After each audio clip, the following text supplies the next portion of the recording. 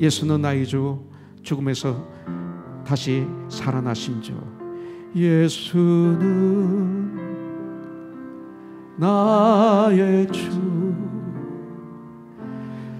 죽음에서 다시 살아나신 주. 무릎을 꿇고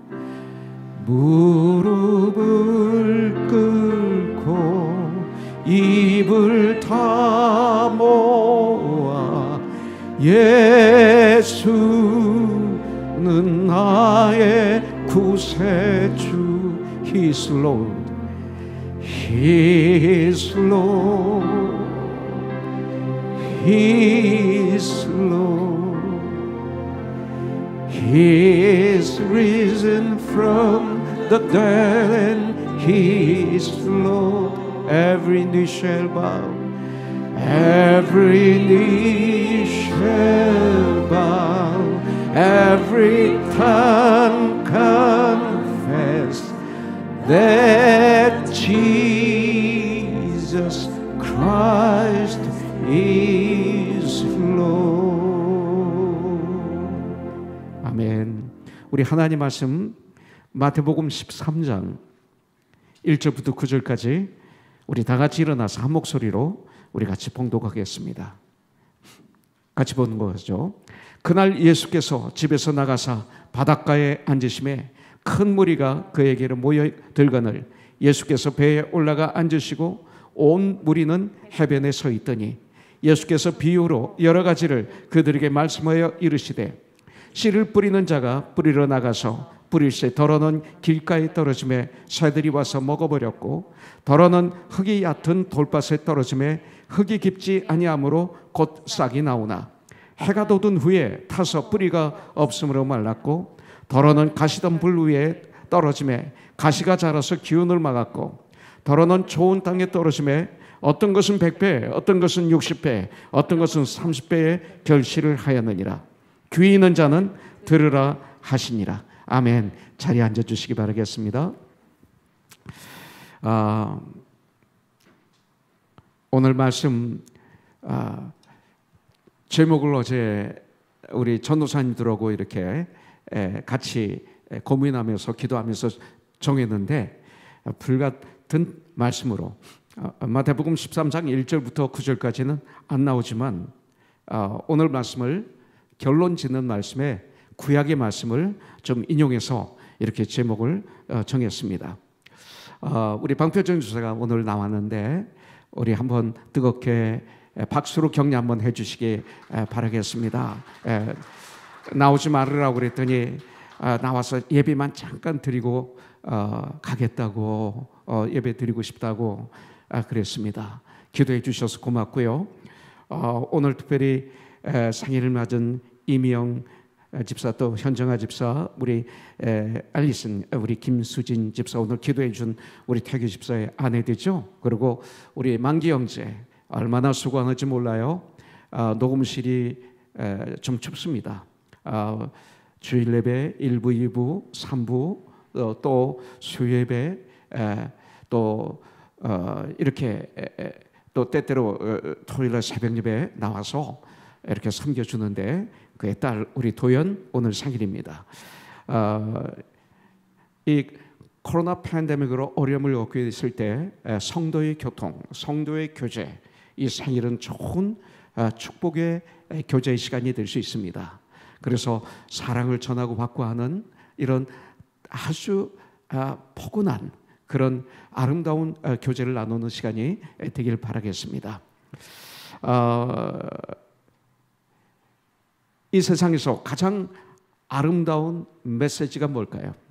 주님이 우리에게 전해주신 메시지 중에 또 우리들이 작은 예수가 되어서 주님의 일을 감당할 때 전해야 될 메시지 중에서 가장 중요한 것이 무엇인가? 이것은 천국에 관한 메시지입니다. 천국에 관한 메시지. 천국보다 더 아름답고 또 우리의 마음을 더 기쁘게 하는 말은 사실 없습니다. 예수님께서 이 땅에 오셔서 공생애를 시작하시면서 하신 첫 말씀이 그래서 중요한 거예요. 뭐라고 그러셨죠? 회개하라 천국이 가까웠느니라. 이러면서 주님의 공생애는 시작이 되셨습니다. 왜냐하면 이것이 너무나 중요하기 때문에. 세상은 나그네 길이죠. 우리는 압니다. 이 세상은 광야입니다. 그래서 너희가 세상에서 환난을 당하나 담대하라. 왜? 광야는 고난길입니다. 그러다가 우리의 시간이 차면, 하나님의 때가 되면 우리는 이 세상을 다 떠나게 돼 있어요. 저는 우리 태식형제의 천국 환송예배 그 순서지를 우리 지영 집사가 저에게 갖다 줘서 이걸 책상 서랍에 넣어놨어요. 그런데 가끔 서랍을 이렇게 열면 그 순서지 앞면에 우리 태식형제의 모습이 있습니다. 보통 사람하고 다릅니다. 한쪽 눈이 없습니다. 그래서 안경을 꼈는데 하나는 감았습니다. 한쪽 눈은 점점 안 보이갔습니다. 당뇨로 또 여러 가지 합병증으로 엄청난 고생을 하다가 코로나 확진에 걸려서 그 합병증으로 인해서 이 세상을 떠나고 주님 품에 갔습니다. 저하고 참 오랫동안 79년부터 교제를 하면서 우리 태식 형제가 청소년일 때부터 이렇게 같이 걸어오는 많은 시간들이 있었습니다. 가끔 서랍을 열면서 가슴이 뭉클하고 또 회개도 하고 후회도 있고 또 웃기도 하고 그렇습니다. 그러나 다시는 못 봅니다. 이제 잠시 후면 이 순서지를 다른 데로 칠 겁니다. 그러나 아직은 제 안에 이렇게 식는 과정이 남아있기 때문에 우리 태식 형제를 보면서 나를 돌아보는 그러면서 내 인생도 어느 날인가 이렇게 이 땅에서 끝나고 주님 품에 간다는 것을 다시 한번 그것을 통해서 리마인드 하면서 매 순간 제가 깨어서 하나님의 맡겨주신 이 일을 감당해야 되겠다는 이 결단하는 의미에서 아직은 제가 서랍에 가장 많이 여는 서랍에 제일 위에 이것을 놨습니다. 아까도 말씀드렸지만 이제 잠시 후면 이것을 다른 데에 두게 될 것입니다. 그런데 감사한 것은 우리들의 영원한 집은 천국이라는 것입니다. 성도는 천국을 향해서 걸어가는 무리들이죠. Heaven bound. 그리스도인이란 누굽니까? Heaven bound. 천국을 향해서 걸어가는 무리들입니다. 손에 손을 잡고 함께. 오늘 마태복음 13장에서 천국에 대해서 많이 말씀하고 있습니다. 특별히 7가지 비유로 주님은 말씀해 주고 있습니다. 첫 번째 뭐예요? 오늘 봉독한 씨 뿌리는 비유가 나옵니다. 씨 뿌리는 자. 그 다음 두 번째는 곡식과 가라지 비유가 나옵니다. 이것은 관계입니다. 관계죠. 그러면서 이 밤중에 악한 사탄이 살짝 가라지를 뿌리고 간 겁니다. 알고 곡식을 뿌렸는데 이것이 자랐습니다. 종들이 그 가라지가 자란 것을 보고 주인에게 말합니다. 우리가 가라지를 뽑을까요? 주인은 말하죠. 그냥 두어라. 가라지를 뽑다가 곡식을 뽑을까 염려한다. 그러면서 마지막 날에 추수 때에 가라지는 다 잘라서 단으로 먹고 불사를 것이다. 그러나 곡식은 알곡은 곡간에 들여놓을 것이다. 이런 귀한 말씀을 주십니다. 이게 천국이다. 이렇게 말씀하시는 거예요. 이 말씀을 통해서 우리는 교태하는 가운데 교회 안에 알곡과 가라지가 같이 자라고 있구나. 교회 안에. 그런데 가라지를 그때마다 뽑는 것보다 그냥 놔두는 경우가 있구나. 이것을 통해서 알곡이 훈련받고 연단되고 성장하고 그리고 마지막 때에 가라지는 묶어서 쭉 불에 태워버린다. 나중에 이거에 대해서 해석해 주는 장면을 볼 수가 있습니다. 교회는 가라지도 있고 알곡도 있구나. 그렇기 때문에 세상의 공격을 많이 받을 수 있구나. 이것을 당연하구나. 이것을 알게 되었습니다. 아무리 세상에서 교회를 이 시대 교회는 가라지다 공격을 해도 여기 알곡이 있다는 거예요. 그리고 가라지 때문에 공격을 받는 경우도 있다는 거죠. 자, 어쨌든 간에 그리고 세 번째는 겨자씨 비유가 나옵니다. 겨자씨는 씨 중에 가장 작습니다. 채속합니다. 1년생이죠. 그런데 이 작은 겨자씨가 자라면 나무같이 됩니다. 그리고 거기에 새들이 깃들입니다. 우리가 겨자씨 같은 그런 믿음을 가지고도 이렇게 볼 수 있지만 겨자씨 같은 나는 정말 죄인 중에 죄인이었고 정말 그 바다에 모래알만도 못했던 인간인데 하나님의 은혜로 구원받아서 이렇게 나중에 성장하여 이렇게 새들이 와서 깃들이는 내가 작은 예수 주의 하나님 나라가 임하게 하는 이런 통로가 되게 해주셨구나. 그러면서 참 우리는 이 겨자씨 비유를 통해서 하나님께 나 같은 죄인 살리신 주 은혜 놀라와 찬양을 하지 않을 수가 없습니다. 누룩으로 비유했죠. 누룩을 집어넣으면 그게 확 불어나요. 이것은 누룩을 잘못된 거로 비유할 때가 있지만 여기서 나오는 것은 성장에 대해서 말씀해요. 이렇게 성장한다. 이게 천국이다. 성장하지 않으면 천국이 아니다. 이렇게 가르쳐주고 있어요. 감추인 보화다. 정말 이 구원은 모든 걸 주고도 사는 게 구원 아닙니까? 그렇잖아요. 이게 천국인 거예요. 값진 진주, 구원받은 자가 얼마나 귀한가. 이 복음의 우리 이 구원이 얼마나 귀한가. 이 세상에서 가장 귀한 것이다. 이걸 가르쳐주는 거예요. 그물의 비유가 나옵니다. 그물로 고기를 건졌는데 나쁜 고기, 좋은 고기를 갈라죠. 그래서 악인과 의인과 악인의 분리, 이것을 우리에게 보여주는 거죠. 이게 천국의 삶입니다. 이게 천국에 대해서 이렇게 말씀하시는 거예요. 천국의 비밀을 아는 것이 주님은 말씀하시기를 아무에게나 허락된 것이 아니라고 말씀하고 계십니다. 이것이 은혜죠. 이 아는 것이 바로 은혜입니다. 그런데 이 천국의 비밀을 알려면 누가 아는 거예요? 누구에게 가르쳐 주세요? 주님은 바로 믿음이 있는 자에게 알려주시는 거예요.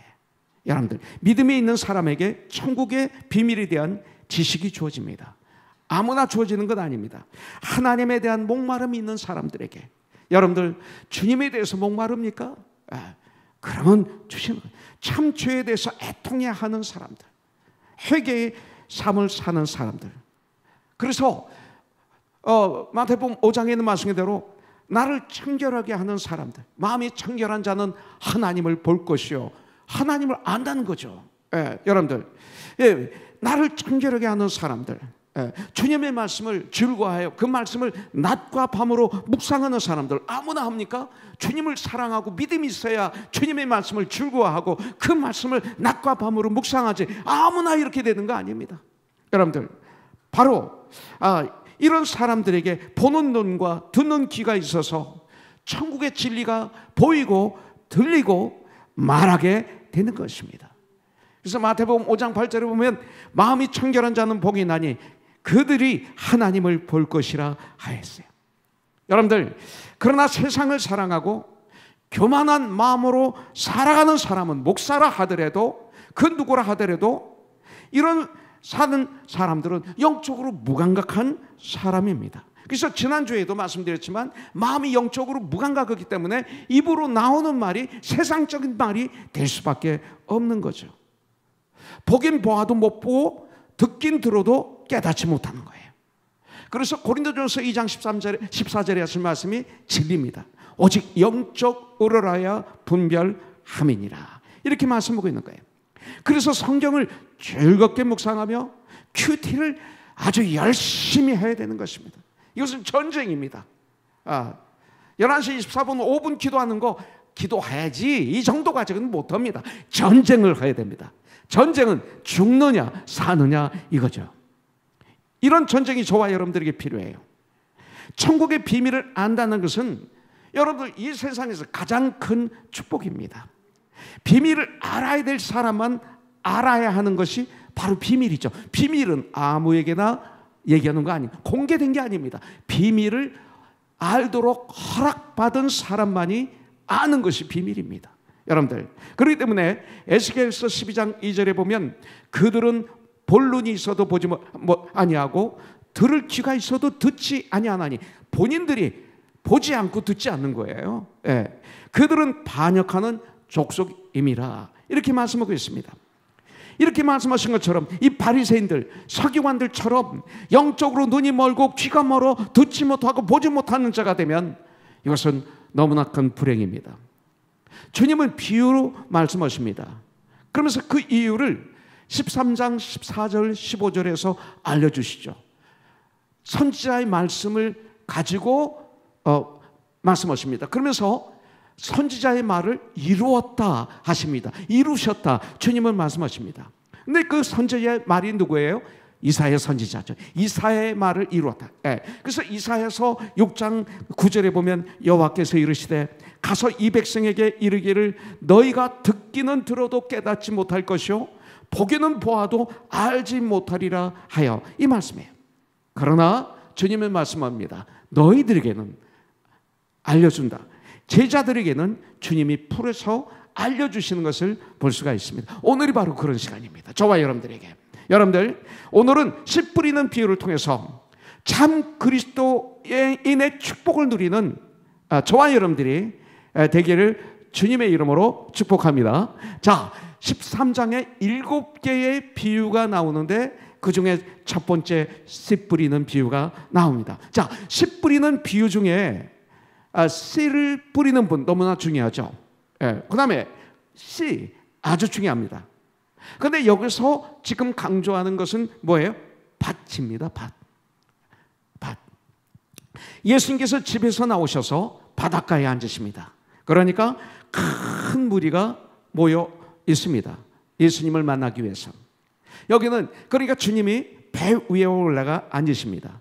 큰 무리는 그 해변에 서 있습니다. 그때 주님은 말씀하시는 거예요. 제자들과 큰 무리에게. 그런데 큰 무리들이, 심지어는 제자들도 주님의 비유를 이해하지 못했습니다.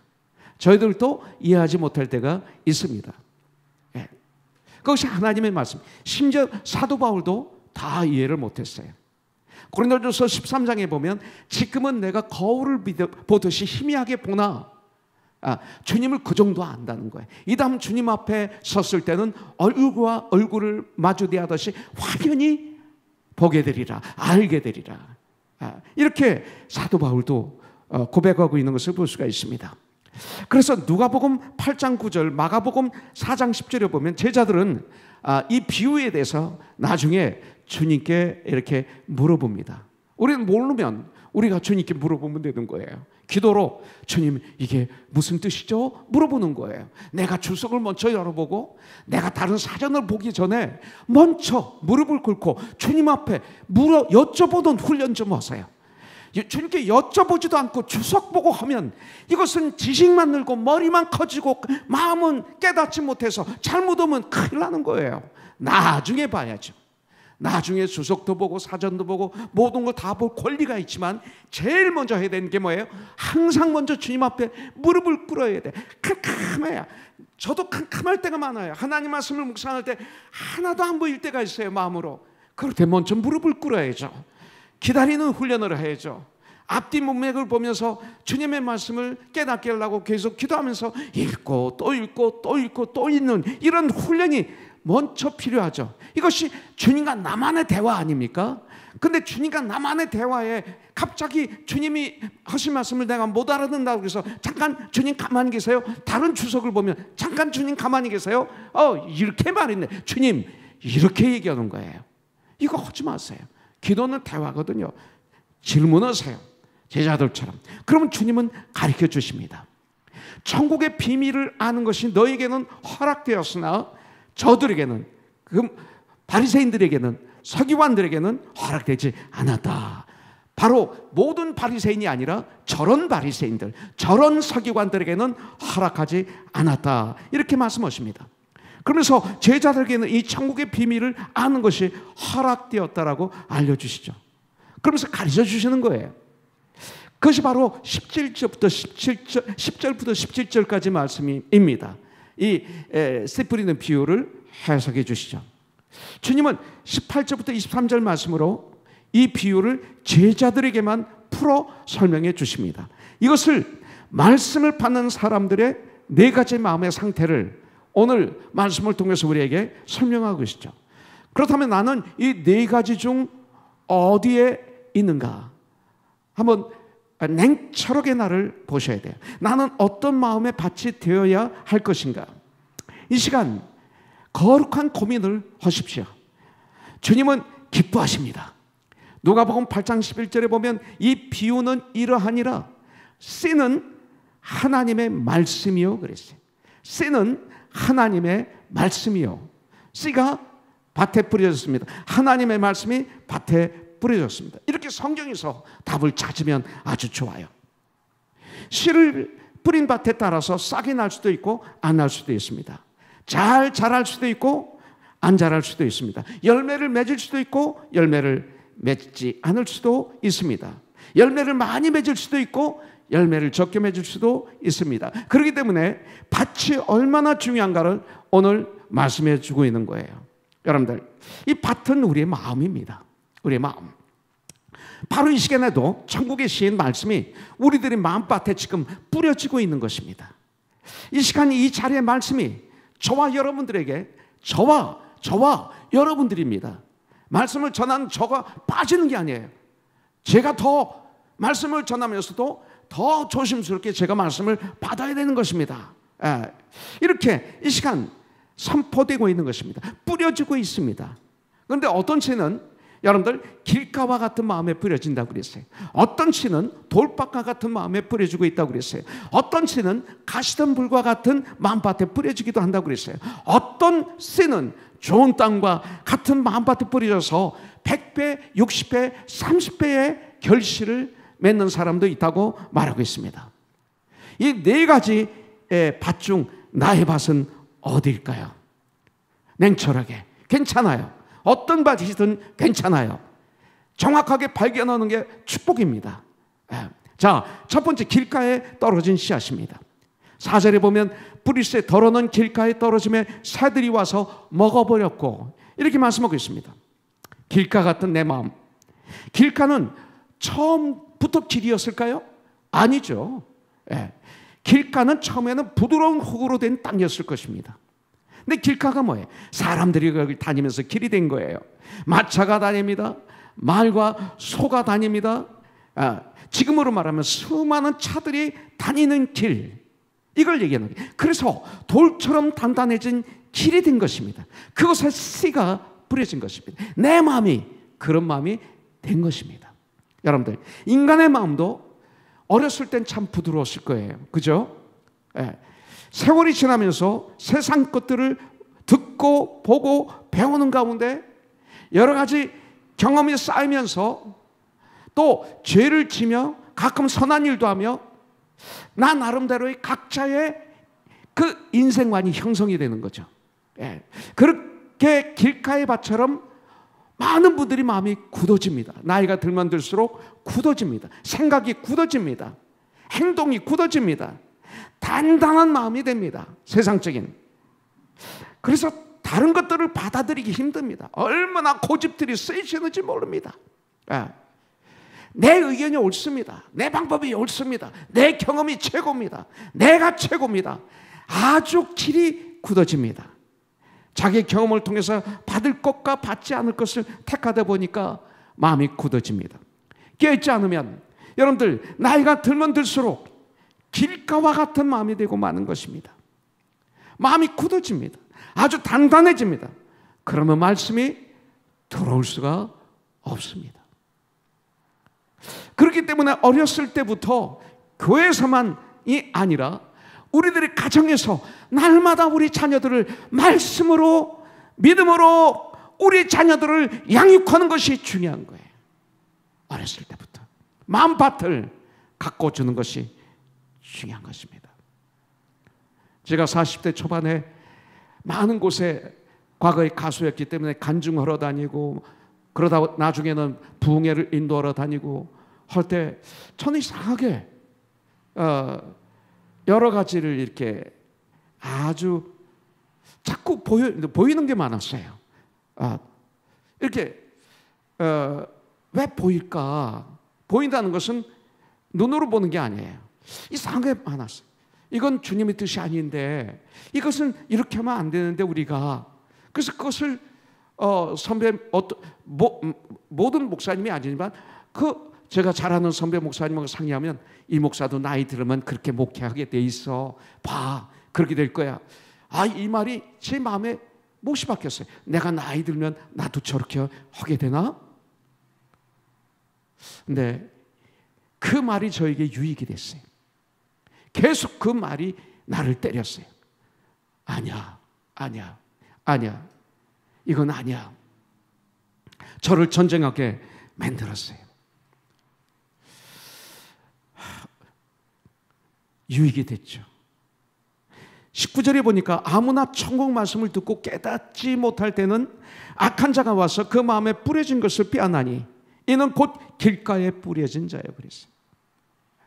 그걸 듣고 나도 그렇게 될 거야, 그러고 잊어버렸으면 이렇게 되는 거예요. 길가와 같은 마음을 가진 사람들이 이 시대 교회 안에도 많이 있다는 걸 저와 여러분들은 알아요. 예배 시간에 찬송도 잘해요. 기도도 잘해요. 그런데 앞에서 설교를 하는데 말씀이 안 들려요. 다른 나라 언어로 막 들려요. 같은 언어인데 말씀이 내 마음에 안 들어와요. 무슨 뜻인지도 몰라요. 봉사를 잘하고 여러 가지 일들을 잘하는데 은혜 받는 시간에 봉사하다가 또 은혜 받을 시간에 뛰어들어와서 같이 그 은혜를 받는 분들이 있어요. 그런데 그 중에는 그렇게 봉사를 잘하는데 말씀을 들을 때는 꼭 빠지는 분들이 있어요. 이상해. 그렇게 열심히 교회 일을 하는데 말씀을 받을 때는 빠져요. 왜 그렇습니까? 말씀에 관심이 없어서 그런 거예요. 다른 이유 없어요. 어떤 분은 돈 버는 이야기를 나누면, 또 어떤 분은 건강 이야기를 하면, 어떤 분은 스포츠 이야기를 하면 눈이 반짝반짝반짝해. 관심이, 어떻게 관심? 졸다가도 정신이 벌쩍 나는데, 여러분들 말씀이라면 멀쩡하다가도 조는 사람이 있어요.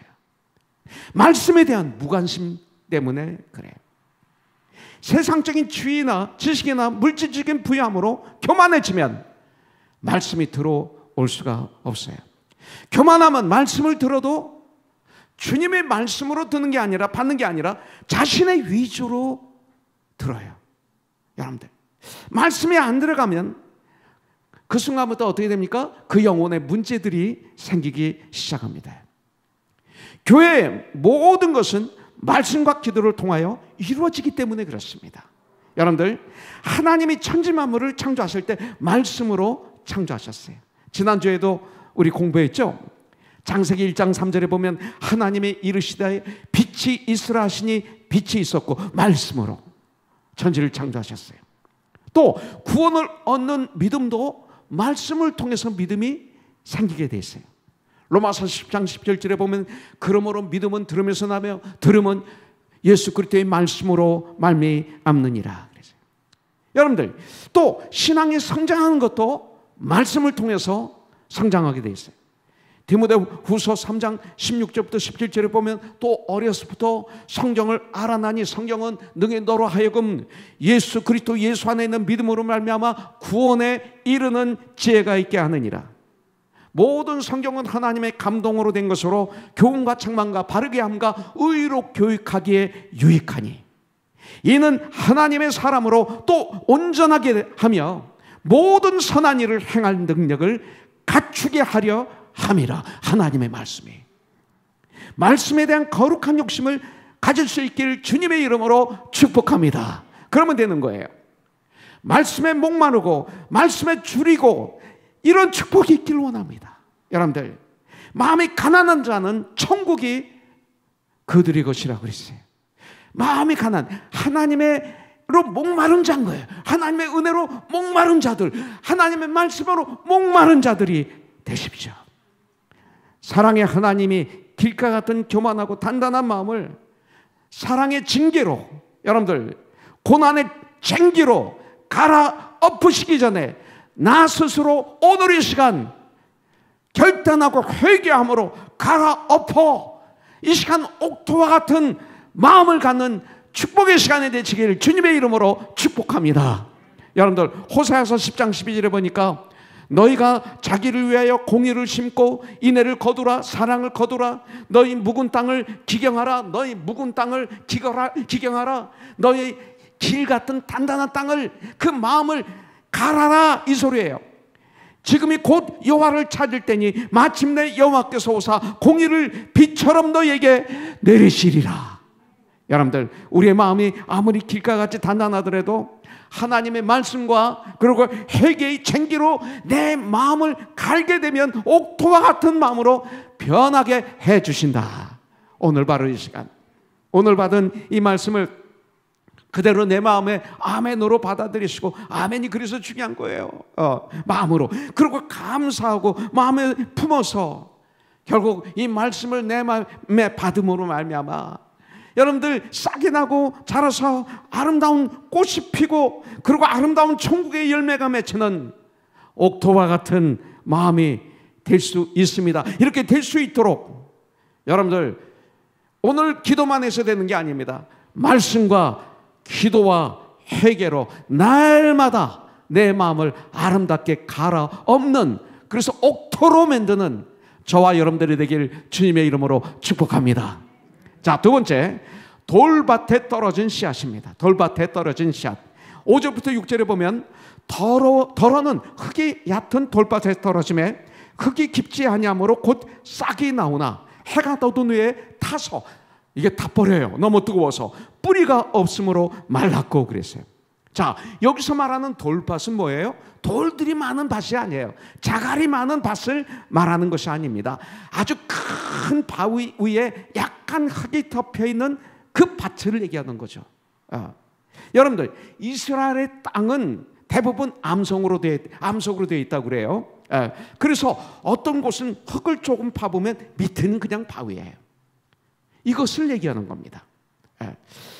돌밭은, 오늘 말씀하는 이 돌밭은 바로 이런 경우를 말하고 있어요. 큰 바위 위에 흙이 약간 덮여 있어서 싹은 나지만 뿌리가 내릴 수 없는 것, 그런 마음. 그래서 20절부터 21절에 보니까 돌밭에 뿌려졌다는 것은 말씀을 듣고 죽식 기쁨으로 받되 그 속에 뿌리가 없어 잠시 견디다가 말씀으로 말미암아 환난이나 박해가 일어날 때에는 곧 넘어지는 자요. 여러분들 이런 돌밭 같은 마음도 말씀을 잘 받습니다. 아멘, 할렐루야. 그리고 울고 그리고 은혜도 받고 합니다. 말씀을 받습니다. 기쁨으로 받습니다. 그러나 뿌리가 없어요. 뿌리가, 이 마음에 뿌리가 없어요.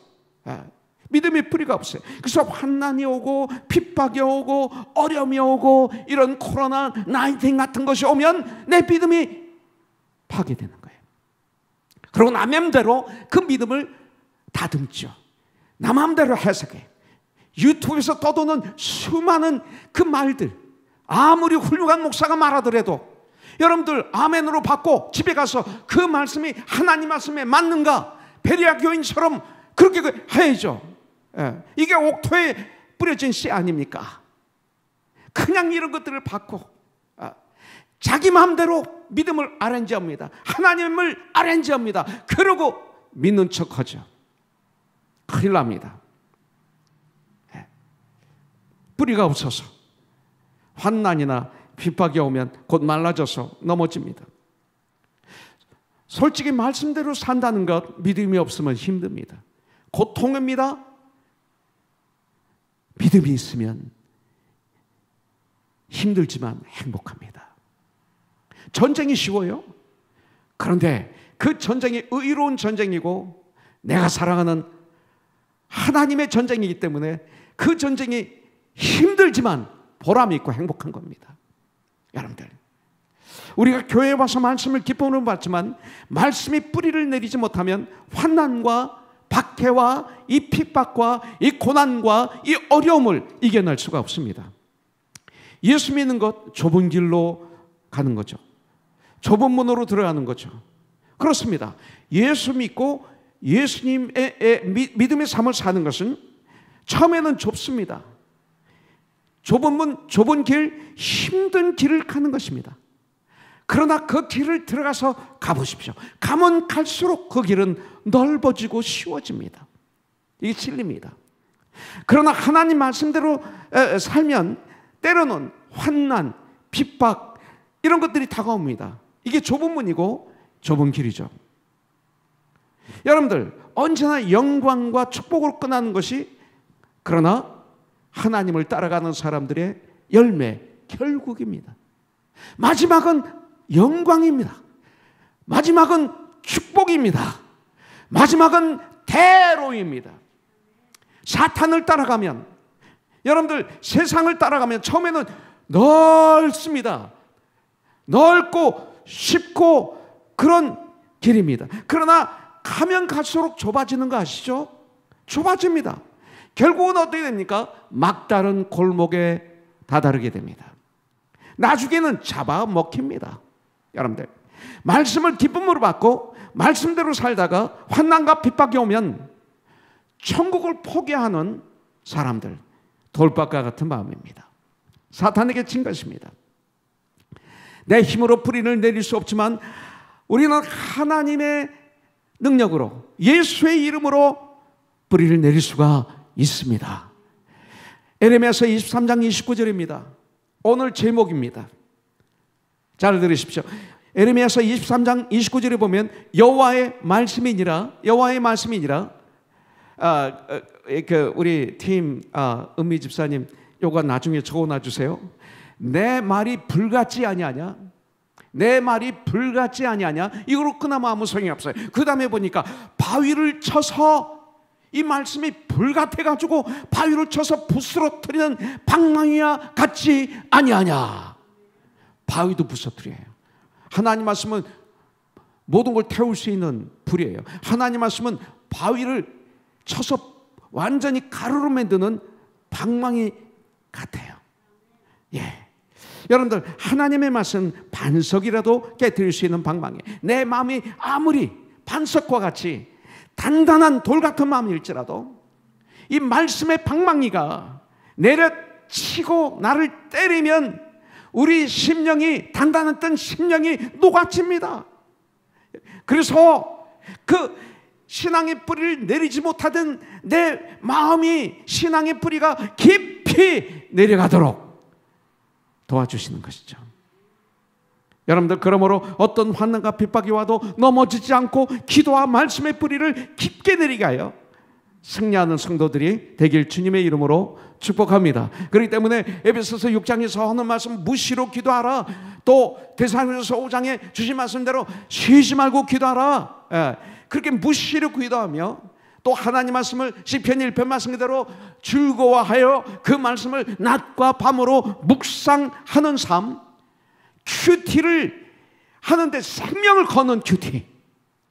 그래서 아무리 바빠도 읽기만이라도 하는, 절대 빼지 않는, 이렇게 결단하고 이렇게 전쟁을 하면 돌밭이 변하여 옥토가 될지 분명히 믿습니다. 자, 세 번째, 가시던 불과 같은 밭에 떨어진 씨앗입니다. 더러는 가시떨기 위에 떨어짐에 가시가 자라서 기운을 막고 그랬어요. 여러분들 가시던 풀은 흙이 부드럽습니다. 저는 시골에서 살았기 때문에 가시떨기를 많이 봅니다. 이 가시떨기가 있으면 그 안에는 흙이 부드럽습니다. 그리고 아무것도 안 나요. 아무것도 안 나요. 거기는 밑에는. 그리고 주위에 풀들이 막 자라죠. 가시떨기 밑에는 아무것도 없어요. 그런데 흙이 부드럽게 보여요. 겉으로 볼 때는. 이게 가시떨기입니다. 예. 가시떨물은 흙이 부드럽습니다. 여러분들 돌 위에 있는 것도 아닙니다. 그런데 가시가 자라면서 왜 그래요? 주의 기운을 막는 거예요. 태양에 막는 거예요. 그리고 주의 기운을 막는 거예요. 그리고 바람도 막아버리는 거예요. 태양의 기운을 막아서 모든 식물이나 우리 인간까지도 태양의 그 빛을 받지 않으면 안 되도록 하나님이 창조하셨어요. 우리가 하나님의 빛을 받지 않으면 말라 비틀어 죽을 수밖에 없도록 창조하신 거예요. 태양을 통해서 하나님을 봐야 돼. 태양을 섬기면 안 되죠. 태양의 기운을 이 가시떨기가 막아서 결실하지 못하게 하는 이런 밭, 이런 마음. 가시떨기가 영양분을 다 빨아먹어서 그 밑에는 농작물이 자라지 못해. 이 가시떨기의 씨앗이 떨어지면 이렇게 되는 거예요. 가시넝쿨은 농작물보다 키가 더 커서 햇빛을 차단하고 햇빛을 막아버리기 때문에 농작물이 자라지 못하고 열매를 맺지 못하게 합니다. 이 가시떨기가 여러분들 영양분과 햇빛을 공급받지 못해서 죽여버리게 하는 거죠. 죽게 하는 거죠. 이 씨가.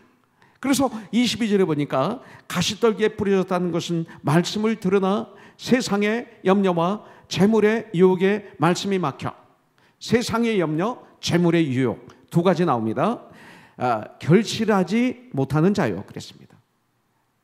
여러분들 믿음의 열매, 천국의 열매를 맺게 하는 것을 막는 이 가시떨기는 뭐예요? 세상의 염려와 재물의 유혹.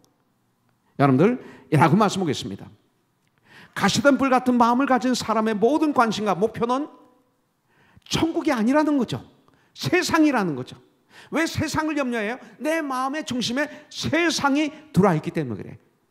주님이 돌아 계신 것이 아니라 세상이. 그렇게 되면 세상의 염려와 세상 일이 내 마음을 다 뺏어버리는 거예요. 햇빛을 가려가지고 힘을 얻지 못하게 하는 것처럼. 그래서 천국에 대해 관심을 가지지 못하게 하는 것이 가시던 불과 같은 마음이다 이거예요. 우리는 모두 천국을 소망하면서 천국을 우리는 찬양합니다. 천국을 향해서 우리는 걸어가는 하나님의 사람들입니다. 그런데 과연 천국에 대해서 얼마나 우리가 관심이 있느냐 이거죠. 그래서 제가 다시경제 그 순서지를 넣어놓은 거예요. 목사이지만 저도 여러분과 똑같은 인간이거든요. 그러면서 천국을 다시 묵상하는 시간을 저 나름대로 갖습니다. 얼마나 천국이 좋은지, 이 소망이 얼마나 큰 산 소망인지. 여러분 우리들 대부분은 가만히 생각해 보십시오. 미래에 앞으로 있지도 않을, 나에게 오지도 않을 일을 미리 갖다가 생각하고 이 시간 염려하는 가운데 이 시간을 지옥으로 만드는 분들이 얼마나 많은지 모릅니다. 바로 이런 사람들이 가시 덩쿨에 뿌려진 씨라고 말하고 있는 거예요.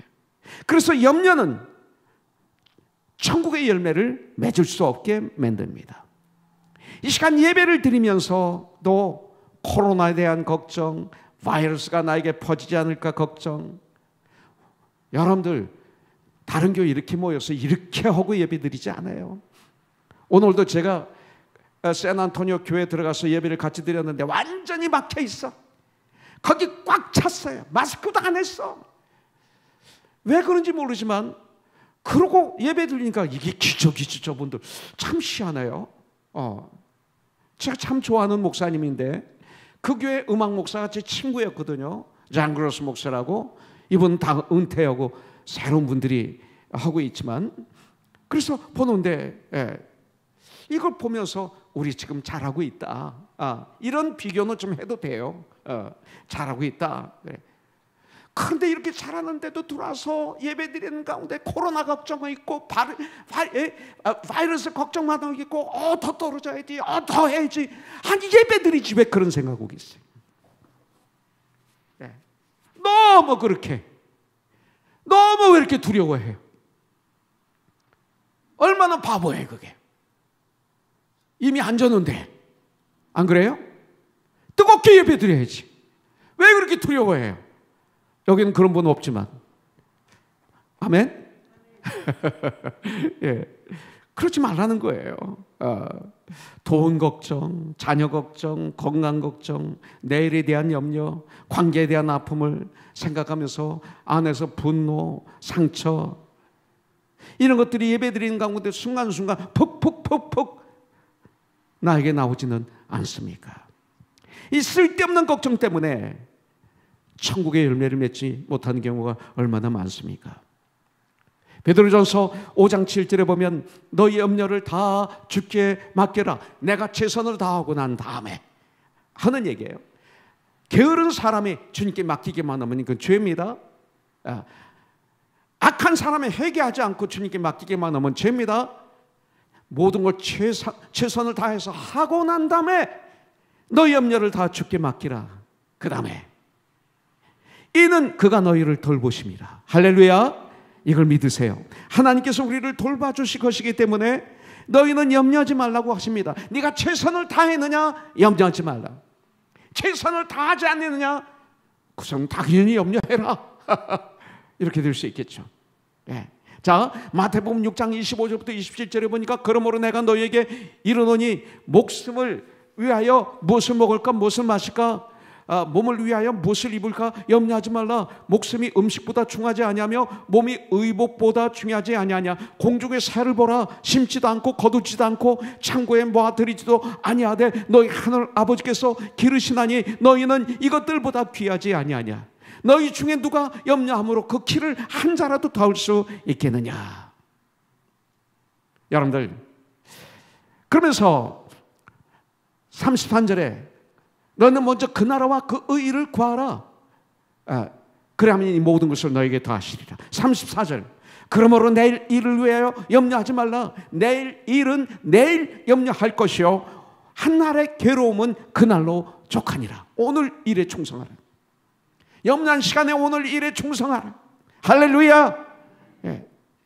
빌보서 4장 6절부터 7절 보니까 아무것도 염려하지 말고 오직 모든 일에 기도와 간구로 너희 구할 것을 감사함으로 하나님께 아뢰라. 그리하면 모든 지각에 뛰어나신 하나님의 평강이 그리스도 예수 안에서 너희 마음과 너희 생각을 지키시리라. 말씀하고 있어요. 하나님께 감사함으로 기도하고 하나님을 의지하면 하나님께서 우리의 모든 삶을 다 지켜주시겠다고 말씀하시는 거예요. 약속하시는 거예요. 그 약속대로 행동을 해보십시오. 염려하지 말라. 두려워하지 말라. 염려하지 말라 하셨어요. 그런데 염려가 없을 수 없죠. 이 말은 무슨 뜻일까요? 염려하게 될 때 그때 바로 기도하라 이 소리예요. 이게 염려하지 말라예요. 저와 여러분들에게 염려가 없을 수 있나요? 이 말씀의 뜻은 염려가 들어오느냐 생각을 통해서 그때 기도하라. 언제까지? 염려가 나갈 때까지. 내 짐이 점점 무거워지면 하나님께서 더 큰 은혜를 내게 주시려 하시는구나. 이렇게 한번 생각해 보십시오. 무거운 짐이 있습니까? 하나님께서 더 큰 축복을 주시려고 하시는구나 하면서 믿음을 포기하지 않고 일어나는 거예요. 이것이 저와 여러분들이에요. 여러분들 고린도서 10장 13절에 보면 사람이 감당할 시험 밖에는 너희가 당한 것이 없나니 오직 하나님을 믿부사 사람이 너희가 감당하지 못할 시험 당함을 허락지 아니하시고 시험 당할 쯤에 또한 피할 길을 내사 너희로 능히 감당하게 하시느니라 말씀하셨어요. 약속입니다. 이 말씀을 가지고 세상을 이기십시오. 하나님께서는 감당치 못할 시험 당함을 허락지 않으신다고 저희들에게 알려주셨어요. 넘어질 때가 되면 또한 피할 길을 주신다고 그러셨어요. 염려하지 말라고 하나님은 우리를 향해서 계속 말씀하고 계세요. 믿음이 뭡니까? 나의 염려를 다 주님께 맡기는 게 믿음이에요. 염려가 올 때마다 주님께 맡기십시오. 이걸 기도라고 그래요. 그렇지 않으면 염려가 가시던 불이 되어서 열매를 맺지 못하고 하나님의 은혜를 막아버립니다. 요새 배구 선수에 대해서 한국에서 여러 가지 어려움이 있어요. 미투가 유행해서 지금 막 사람들이 죽어가고 있습니다. 미투와 우리 크리스찬들의 회개는 완전히 다릅니다. 미투는 죽여요. 회개는 살립니다. 새롭게 다듬어서 살려줍니다. 완전히 다릅니다. 배구 선수에 그런 사람들이 있던데 여러분들 배구가 뭐예요? 공이 날라면 땡큐고 그냥 공을 받아서 가지고 있으면 실점하는 거예요. 배구는 공이 날라오면 탁 패스해야 돼. 즉시 패스해야 돼. 손바닥이 닿아도 안 돼. 내가 나 하면서 해도 안 돼. 탁 손가락으로 패스해야 돼.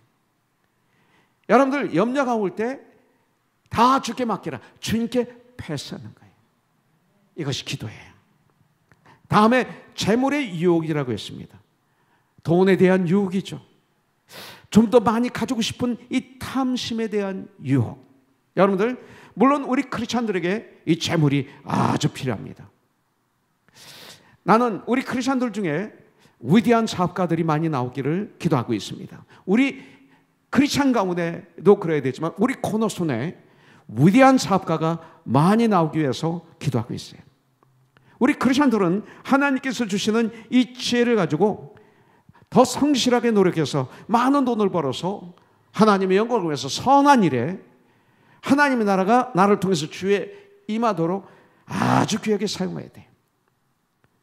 그러나 물질에 매여서 물질의 노예가 되거나 너무나 물질을 사랑하게 되면 물질은 사랑의 대상이 아니에요. 사람이죠. 하나님이죠.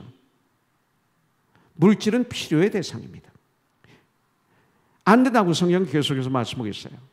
그래서 골로새서 3장 5절에 보면 탐심은 곧 우상 숭배니라 말씀하고 있죠. 디모데전서 6장 10절에 보면 돈을 사랑함이 일만하게 뿌리가 되나니 이것을 탐내는 자들은 미혹을 받아 믿음에서 떠나 많은 근심으로서 자기를 찔러도다. 성경은 진리예요. 돈을 사랑하면 여러분들 믿음에서 떠나게 되고 많은 근심이 나를 막 찔러요. 여러분들 보면 알잖아요. 그런데 마귀에게 속아서 우리는 물질의 노예가 되려고 하는 경향이 있어요. 모든 것을 돈으로 계산하면 예수님을 믿을 수가 없습니다. 토론회를 TV에서 하나 봤는데 결혼 문제를 가지고 토론하는데 돈이 없으면 사귈 수 없다. 이게 결론이에요. 요새. 모든 게 돈으로. 우리는 먼저 그리스도로 채워져야 할 마음에 염려와 돈으로 채워지면 그 영혼은 서서히 시들어가게 되었습니다. 이것을 나무 떨기에 떨어진 씨앗이라고 해요. 마지막으로 좋은 땅에 떨어진 씨앗입니다. 8절 더러는 좋은 땅에 떨어짐에 어떤 것은 100배, 어떤 것은 60배, 어떤 것은 30배 결실을 하였느니라. 열매를 맺었느니라. 좋은 땅입니다. 내 마음이 좋은 마음입니다. 말씀을 듣고 깨달아 알아 그 말씀대로 실천하는 복 있는 자입니다. 그래서 결실하는 거예요. 23절 좋은 땅에 뿌려졌다는 것은 말씀을 듣고 깨닫는 자니 결실하여 어떤 것은 100배, 어떤 것은 60배, 어떤 것은 30배가 되느니라 하시더라. 언제나 좋은 땅에 떨어진 씨앗의 특징이 뭐예요? 언제나 하나님 말씀 그대로 받아들입니다. 의심하지 않습니다. 왜? 내가 하나님을 믿는 사람으로서 하나님의 말씀을 믿지 않으면 믿는 자입니까? 안 믿는 자죠. 네.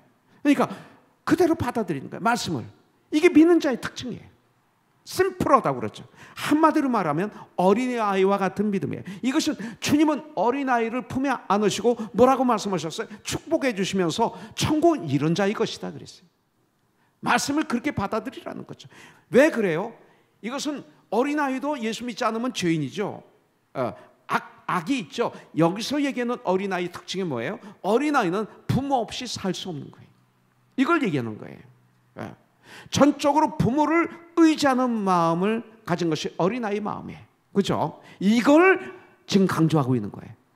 어린아이는 부모 없이 살 수 없다. 우리는 주님 없이 살 수 없다. 어린아이는 전적으로 부모를 의지한다. 우리는 전적으로 하나님을 의지한다. 이걸 얘기하는 거예요. 그렇게 울다가도 엄마 품에 안기면 안심해서 방긋방긋 우는 거예요. 우리 어린아이들이에요. 그러면서 잡니다. 엄마 품에서. 편안한 거예요. 우리도 하나님의 말씀을 들을 때 어린아이처럼 하나님 아버지 없이는 살아갈 수 없는 전적으로 하나님을 의지하는 이런 마음을 가진 사람 옥토입니다. 이것이 바로 좋은 땅에 떨어진 씨앗과 같은 마음입니다. 하나님의 말씀을 옥토와 같이 받아들이면 천국의 기쁨이 내 심장 속에서 역사하기 시작합니다. 천국의 기쁨이 폭발합니다. 그러면 그 사람은 달라집니다. 미워하던 사람을 용서하게 됩니다. 정죄하던 그 판단하고 정죄하던 사람이 이제는 어떻게 됩니까? 자신을 돌아보는 사람이 됩니다. 항상 남을 보던 사람이 이제 자기를 보는 사람이 됩니다. 가치관이 바뀌어갑니다. 감사의 눈물이 흘러 넘치기 시작합니다. 고귀한 눈물. 예수를 믿고 말씀의 열매를 맺으면 나의 인생이 변합니다. 이전에 좋게 보이던 것들이 좋지 않게 보입니다. 이전에 재미있던 것들이 재미없어지기 시작합니다. 참 중요한 것은 무엇인지 보입니다. 알아집니다. 그것이 좋아집니다. 그리고 행하게 됩니다. 가치관이 바뀌는 거예요. 이웃을 주 안에서 섬기는 것이 왜 이렇게 행복한지 몰라요. 바뀐 거예요. 복음 전함이 너무 나에게 귀한 삶이 됐어요. 이것이 최고의 사랑이기 때문에, 주님이 이것 때문에 오셨기 때문에, 하나님의 소원이기 때문에 이것이 진정 예수 그리스도를 믿는 것임을 알게 됩니다. 왜 우리들의 삶이 변화되지 않습니까? 우리 마음이 말씀의 열매 맺는 좋은 땅의 마음이 아니기 때문에 그렇습니다.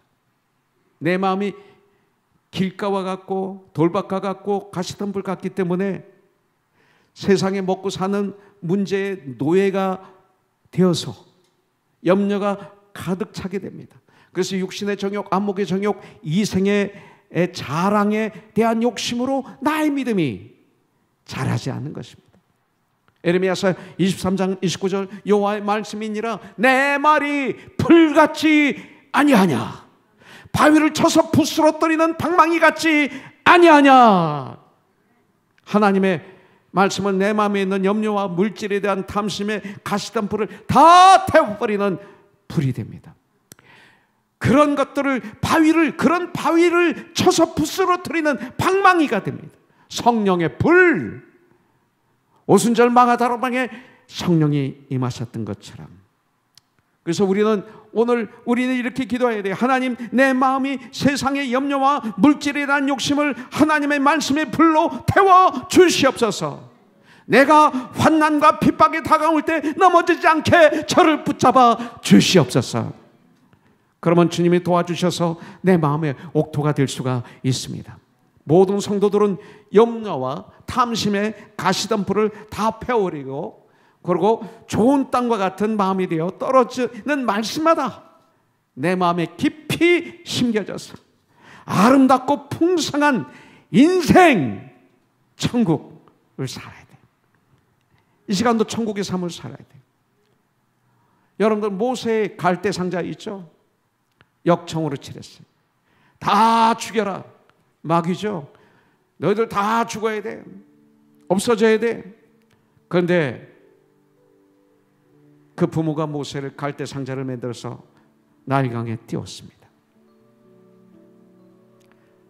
바로의 공주의 눈에 띄게 돼서 바로의 아들이 됐죠. 그 갈대 상자에 들어있던 모세를 보호해 준 상자가 뭐예요? 갈대 상자예요. 물에 빠지지 않도록. 노아의 방주를 줬어요. 노아의 방주는 이 시대의 배가 아닙니다. 사각형으로 네모 반듯한 고페로 나무로 방주 상자를 만든 거죠. 이것을 짓는 가운데 얼마나 많은 사람들이 비웃었겠어요. 그런데 하나님 말씀에 순종해서 그 방주 상자에 노아와 세 아들과 세 며느리가, 노아의 아내가 들어가서, 노아가 그리고 세 아들 그리고 세 며느리가 그 노아 방주 상자에 들어감으로 물에서 보호함을 받습니다. 그래서 구원을 받습니다. 지난주에도 말씀드렸지만 누가복음 17장 수요일인가요? 20절부터 21절에 보면 바리새인들이 하나님의 나라가 어느 때에 임하나이까 물어봤어요. 하나님의 나라가 어느 때에 임합니까?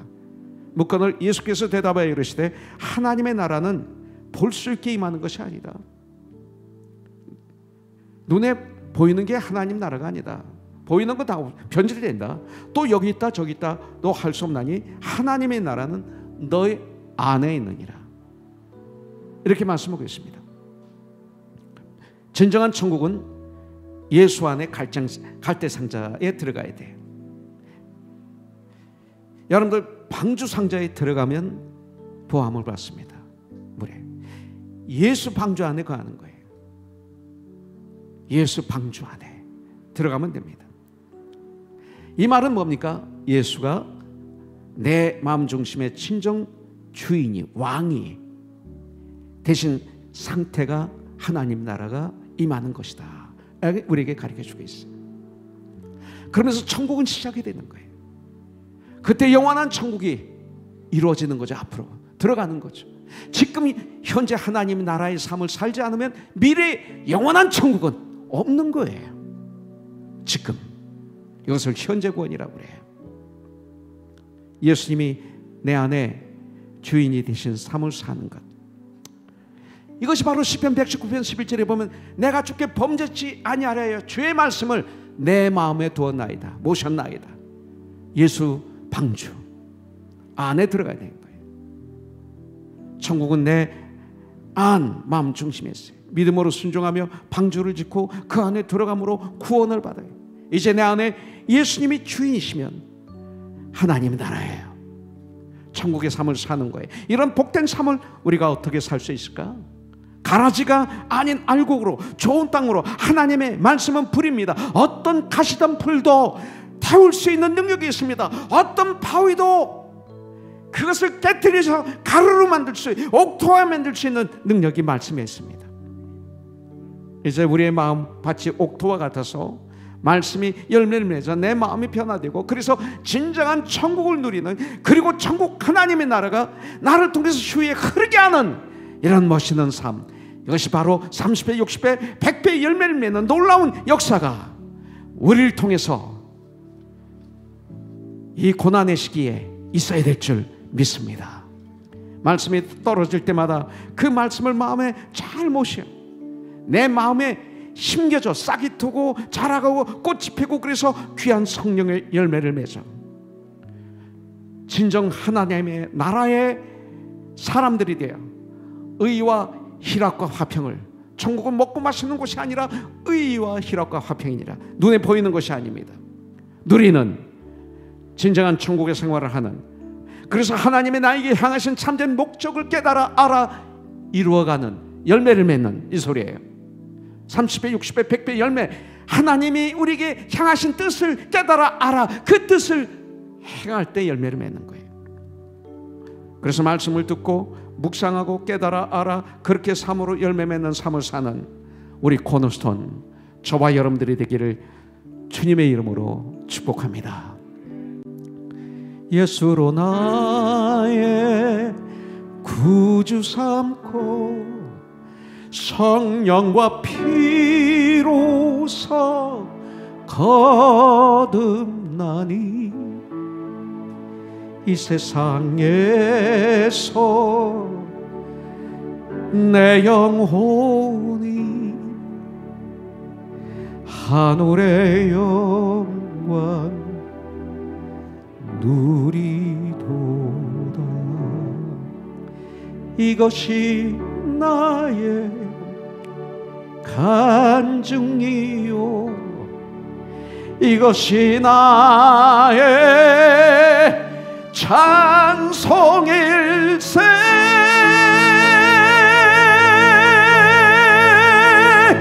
나 사는 동안 끊임없이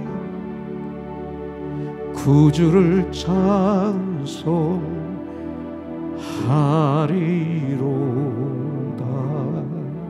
온전히 주께, 온전히 주께 맡긴 내 영, 사랑의 음성을 듣는 주께 천사들 왕래하는 하늘의 영광 보리로다. 할렐루야. 이것이 나의 간증이요, 이것이 나의 간증이요, 이것이 나의 찬송일세. 나 사는 동안 끊임없이 구주를 찬송하리로다. This is my story. This is my story. This is my song, praising my Savior all the day long. This is my story. This is my song, praising my Savior all the day long. 할렐루야. 우리 하나님께 한번 감사의 박수 올려드리겠습니다.